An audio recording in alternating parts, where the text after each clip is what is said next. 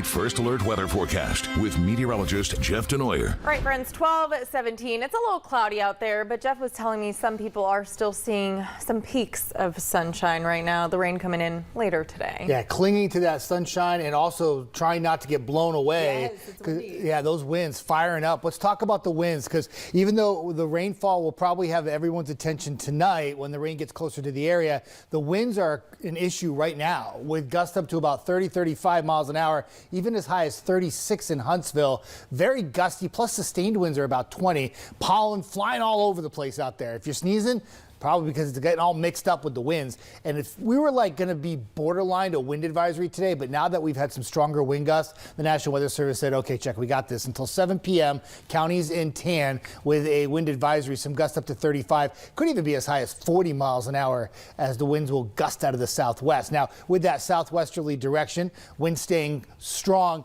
even beyond the wind advisory, there'll still be some gust overnight to 20 miles an hour, but it's pulling up that warmer air, and that's why it's so mild outside, even though we haven't had any sunshine full force through the morning. It's been mixed with some clouds.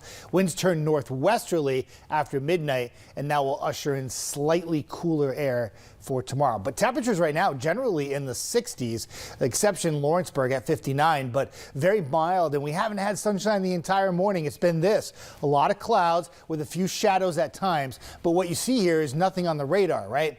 You got to go north and northwest, and this is where the frontal boundary is draped across the Indiana, Illinois, Missouri area, and eventually the back edge of this thing has to move through. Now, as it moves through, your chance for rain will go up as we go into the late afternoon and evening, and probably coming to an end about 1-2 in the morning. Now, most of this is just rainfall, but there could be a few thunderstorms.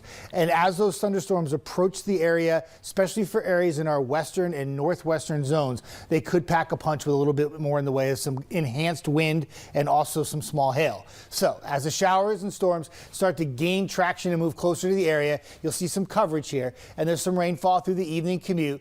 And as we go into the evening hours, we pop a few showers and storms. This would be the chance to have a little bit in the way of some stronger storms. One last line has to move through around midnight, but by about 1-2 o'clock in the morning, most of the activity will have crossed the Georgia state line, and we will start to dry out. This is a very quick hit of rainfall as we go into tonight, and behind it, the clouds will move out so quickly that we're right back into sunshine for much of the day tomorrow.